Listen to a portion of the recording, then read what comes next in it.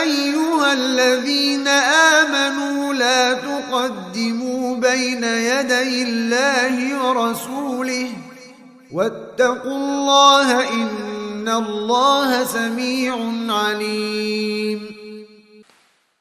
Yang wajib dituntut, dipelajari oleh setiap muslim dan muslimah, tidak diberi uzur kepadanya untuk mengatakan tidak, yaitu ilmu yang fardu ain.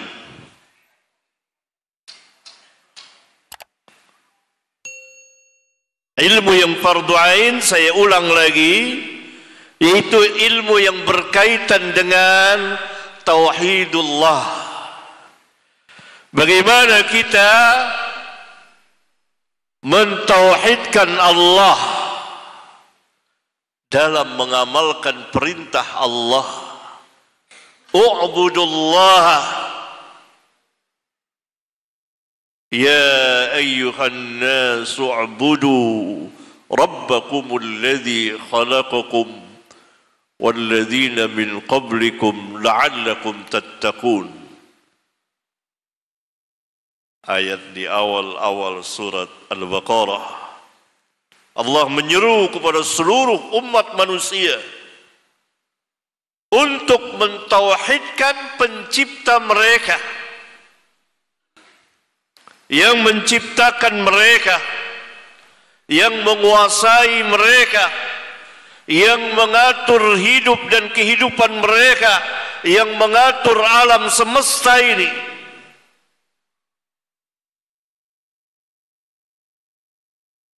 Allah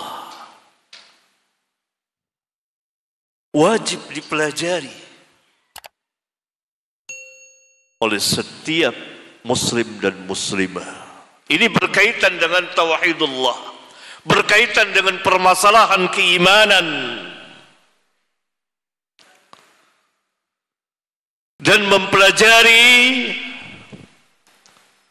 yang menjadi lawan dari tauhidullah, yaitu asyirku billah, syirik kepada Allah. Wa'budullaha wa la tusyriku bihi syai'a. Allah memerintahkan beribadah kepadanya, mentauhidkannya, dan melarang menyekutukannya dengan sesuatu apapun. Wala tusyriku bihi syai'a.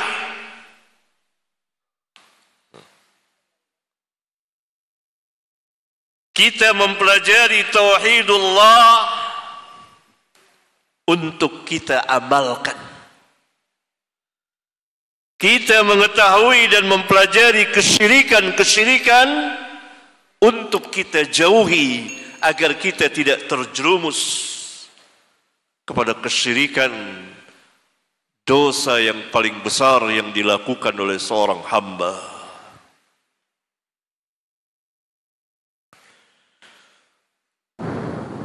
Nah, ini ilmu yang fardu ain, yang wajib dipelajari, khususnya pada hari ini. Oleh karena itu Allah Subhanahu wa taala mewajibkan kepada setiap rasul yang Allah utus untuk menyeru dan berdakwah, mengajak manusia kepada tauhid dan menjauhi segala sesembahan selain Allah.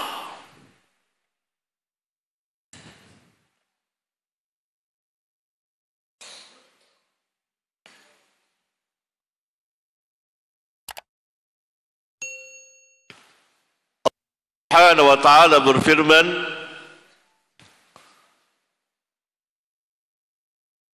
wa laqad ba'athna fi kulli ummatin rasulan an i'budullaha wajtanibut taghut. Sesungguhnya kami telah mengutus kepada setiap umat seorang Rasul, dan kami perintahkan kepadanya untuk menyeru, mengajak manusia, u'budullaha, sembahlah, tauhidkanlah Allah,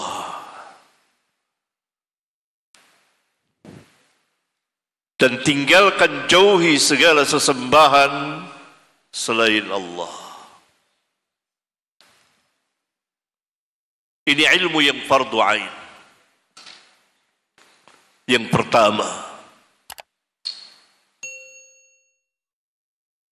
Yang kedua,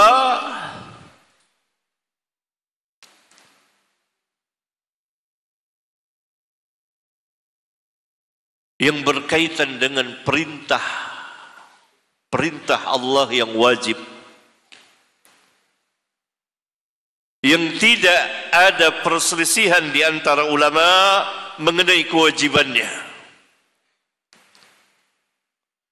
Perintah untuk mendirikan salat 5 waktu, perintah saum di bulan Ramadan. Walhasil, perintah-perintah Allah yang wajib, yang tidak ada khilaf, perselisihan di antara ulama, itu termasuk ilmu yang fardu ain.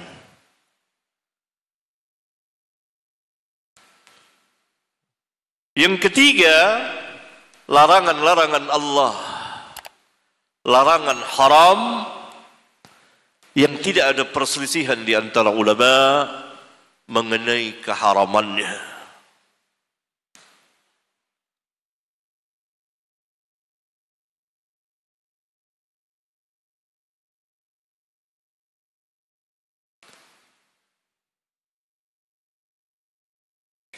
Itu yang ketiga, ilmu yang fardu ain.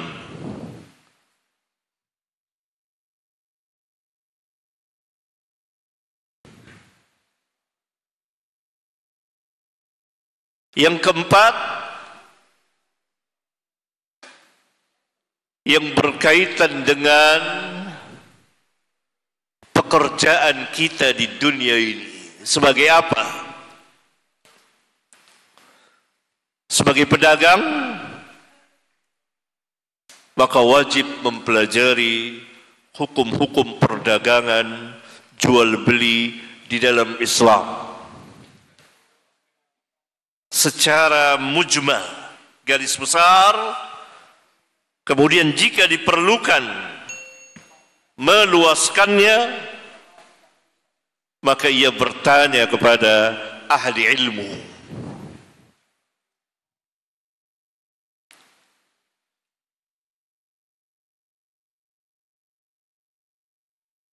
Itulah ilmu yang fardu ain. Selebihnya ulama mengatakan ilmu yang fardu kifayah.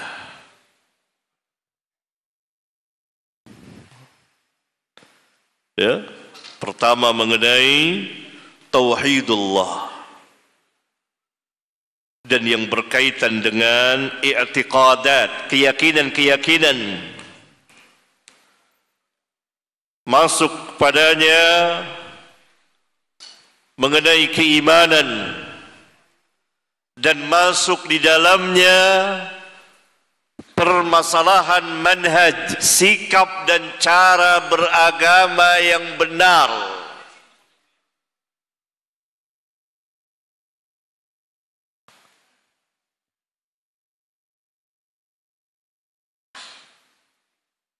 Yaitu kita mengikuti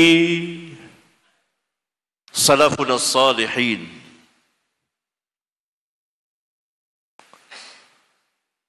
di dalam memahami dinul Islam ini. Itu ilmu yang fardu ain. Dan mempelajari yang menjadi lawannya, yaitu kesyirikan,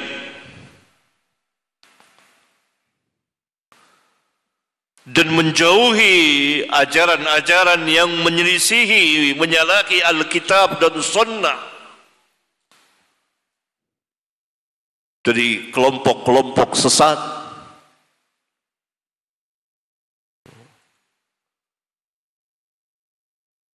Berarti kita tegak lurus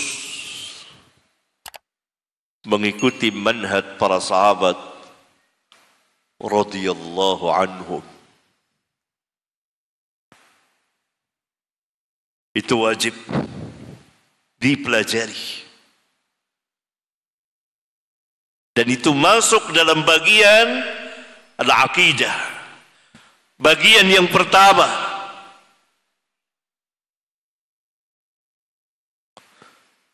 Agar cara beragama kita benar, lurus.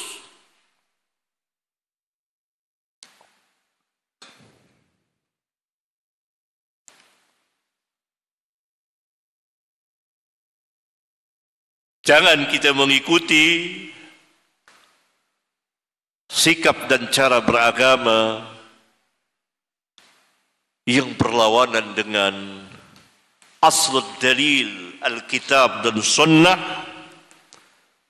serta perjalanan kehidupan keagamaan para sahabat radhiyallahu anhum. Karena kalau kita menyelisihinya, pasti kita akan tersesat. Tidak dapat tidak.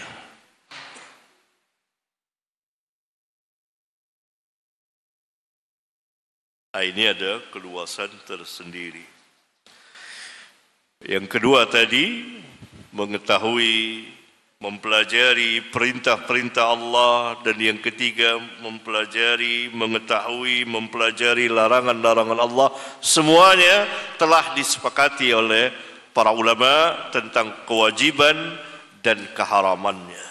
Yang keempat terakhir itu berkaitan dengan kehidupan kita di dunia sebagai apa. Kita sebagai pekerja, bagaimana sikap dan cara bekerja dalam Islam? Apa yang wajib kita tunaikan? Kita sebagai anak, bagaimana sikap kita kepada kedua orang tua? Kita sebagai bapak atau ibu, gimana kita sebagai kepala rumah tangga? Dan kita sebagai pedagang tadi atau pemimpin dan seterusnya. Islam telah mengaturnya dengan sebaik-baik pengaturan. Karena Nabi SAW telah mengajarkan segala sesuatunya kepada umat ini. Pertama kepada para sahabat radhiyallahu anhum. Segala sesuatunya, sampai buang hajat pun diajarkan. Kalau buang hajat saja sudah diajarkan dan ada adab-adab buang hajat, apalagi yang lebih besar dari itu, dan yang lebih besar, dan yang lebih besar.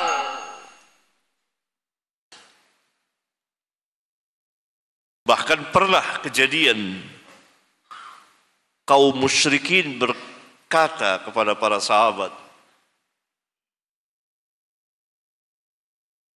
Nabiyukum allamakum nabiyukum kulla syai'in hatta al-khira'ati. Nabi kamu itu telah mengajarkan kepada kamu segala sesuatunya, hingga buang hajat pun, buang air besar pun diajarkan. Salman Al-Farisi berkata, rawi dari hadis ini, qulna, kami menjawab, ajal, benar. Kemudian Salman meriwayatkan dari nabinya sallallahu alaihi wasallam adab-adab buang hajat. Ini hadis sahih riwayat Imam Muslim. Telah lengkap.